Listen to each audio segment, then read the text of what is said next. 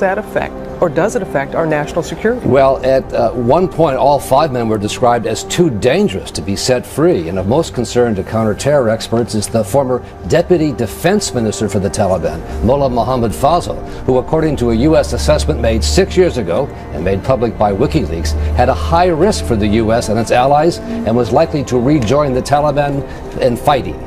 Members of the North Texas chapter of the Council on American Islamic Relations, or CAIR, are calling for the resignation of a Keller ISD trustee. They held a news conference just about an hour ago. This move comes after Jolynn Hausman posted an anti-Muslim remark on her Facebook page.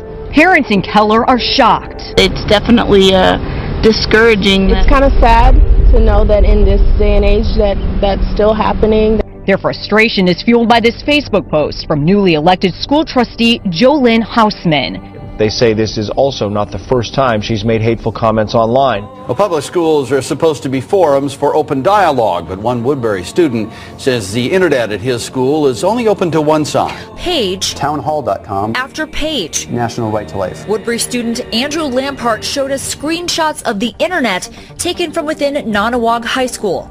Many of so-called political or advocacy websites blocked by the school's firewall.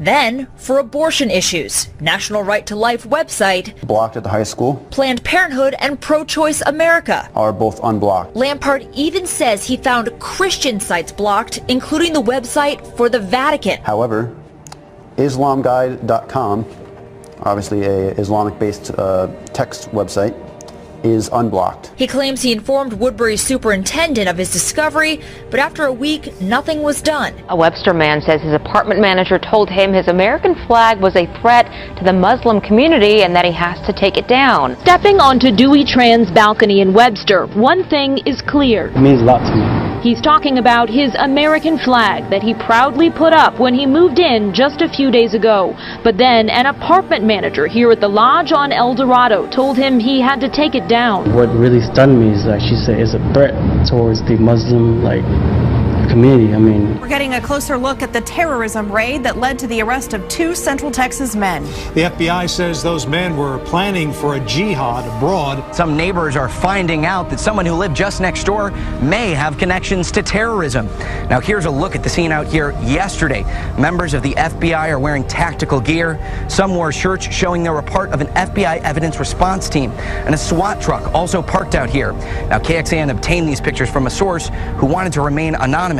Court documents show this is the family home of a 23-year-old UT student. Investigators say Rahatul Khan conspired to recruit people. One of them was an FBI source. Back in Round Rock, a neighbor said he didn't notice anything strange. And we just recently moved into this neighborhood back in October, and all the neighbors seemed friendly and nice. Never heard anything, saw anything out of the ordinary coming from the folks across the street or anything like that. San Diego Craigslist ads searches for surveillance role players. And, you know, the crisis actors and so forth that you hear so much about. San Diego Craigslist ads searches for surveillance role players. Qualified personnel should demonstrate an established track record of conducting surveillance operations at various discretion levels, supporting surveillance training and military practice exercise training. Individuals with previous military, intelligence, community, and law enforcement experience are highly preferred. So who are the fighters of ISIS?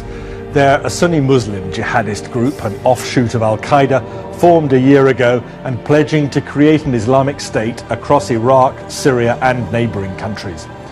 They have strongholds in significant parts of northern Syria too, but their ambitions go far wider, to create a Muslim caliphate, a single Islamic state, to include not just Jordan and the Palestinian territories, but Israel too, and much of North Africa.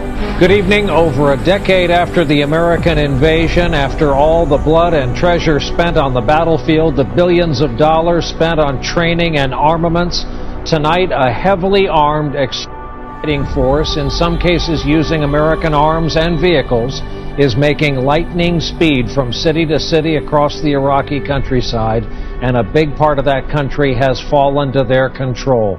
They are known as ISIS, standing for the Islamic State of Iraq and Syria. Some American veterans might be able to recognize their old Humvees, given to the Iraqi army, some now shattered burned, others taken over by Islamic militants, a splinter group of Al-Qaeda called ISIS, the Islamic State in Iraq and Syria.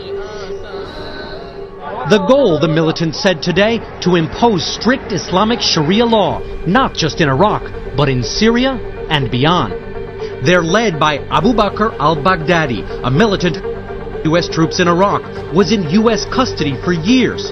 Many say he's the true heir to Osama bin Laden. Growing concern that the terror tirade in Iraq will soon be coming here to the United States.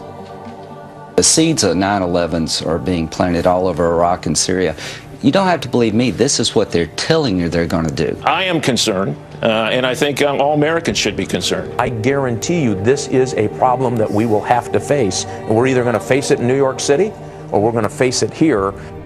I was on the flight with when we transferred him north to Baghdad for final transfer to the Iraqis. When we handed him off, he knew we were from New York, and he knew he was going to get out, in my mind, because as he left, he told me and the soldiers that were around me, I'll see you in New York. Who is he? And that's the fear coming to a city, including New York, as a result of what they're doing. Our last message is to the Americans. Soon we will be in direct confrontation, and the Sons of Islam have prepared for such a day. So watch, for we are with you watching.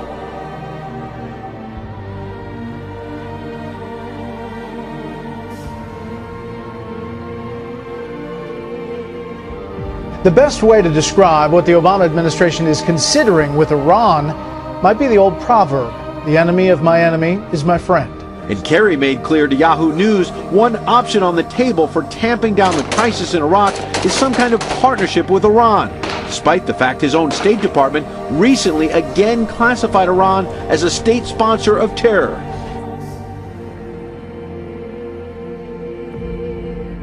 Pope Francis is jumping into the Mideast peace process. He hosted a prayer summit Sunday in Vatican City with Israeli President Shimon Peres and Palestinian President Mahmoud Abbas.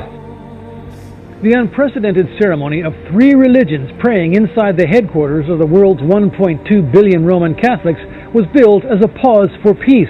Jewish, Christian, and Muslim prayers in Hebrew, English, Arabic, and Italian. Not even the participants expect anything concrete to come out of it all. But in a protracted and convoluted world of Middle East peacemaking, gestures and symbolism have led to change, however small. You may have seen them on DC buses, controversial ads that campaign promoting hatred between Muslims and Jews. Today, a group of faith leaders held a news conference condemning those ads and rolling out a campaign of their own. Religious leaders say because of those ads, Muslims have been yelled at and disrespected. Now they're getting their own message out, this one of unity. Nahad Awad is Executive Director of Council on American Islamic Relations, or CARE. We believe our message is the right message, the one that America believes in, the one that our faiths call for, which is coexistence, living, working together, and respecting one another. CARE's new ad campaign is a direct response to one featuring the face of Hitler plastered on DC Metro buses last month, as leaders from several faiths, several backgrounds unite as one.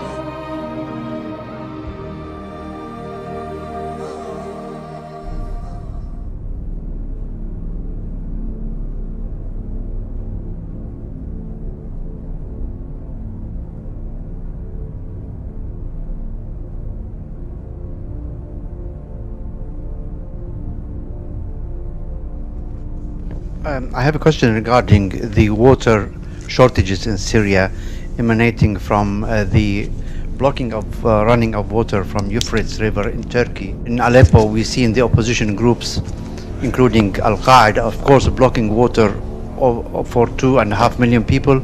And now we see Turkey, which is considered a friend of Syria, behaving like an enemy by cutting the water from Euphrates.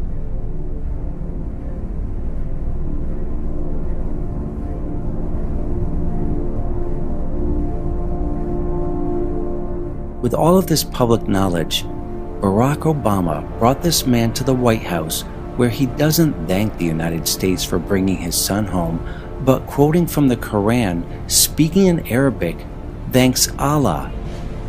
Bismillah ar-Rahman ar-Rahim. Zayabayem. I'm your father, Bo. Bismillah ar-Rahman ar-Rahim. Zayabayem. I'm your father, Bo.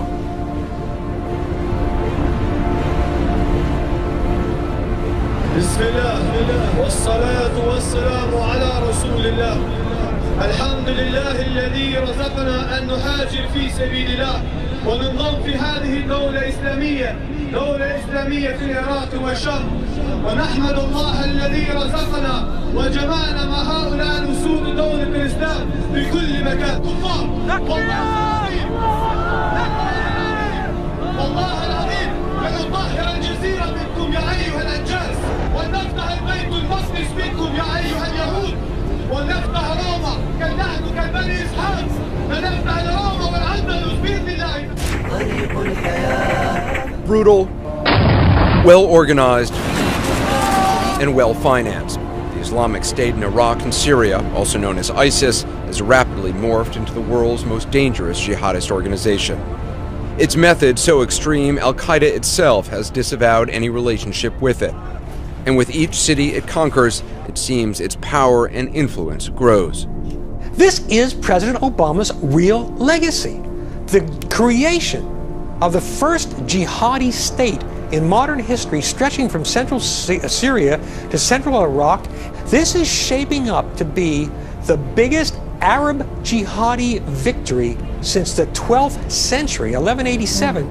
The tide of war is receding. Core Al-Qaeda is on its heels, has been decimated. The world is less violent than it has ever been. The truth? There has been a 60% increase in radical Islamist terrorism since you've been in office. And you just keep letting these guys out, like the Bergdahl trade and the 5 terrorists. There have been reports that say ISIS was trained by U.S. instructors at a secret base in Jordan. Why are they so angry with us?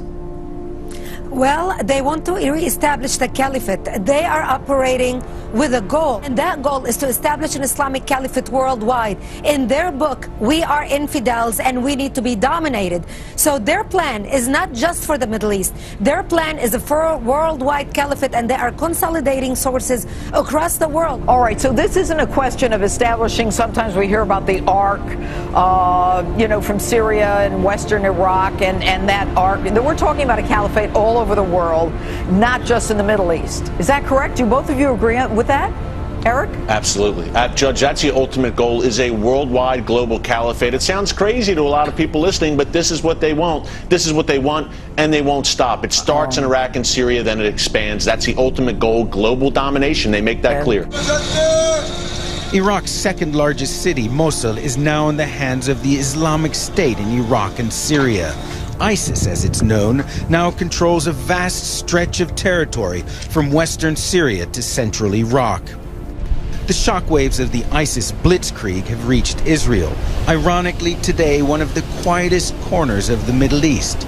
ISIS and its allies are now flush with U.S.-supplied weapons and ammunition abandoned by Iraqi troops.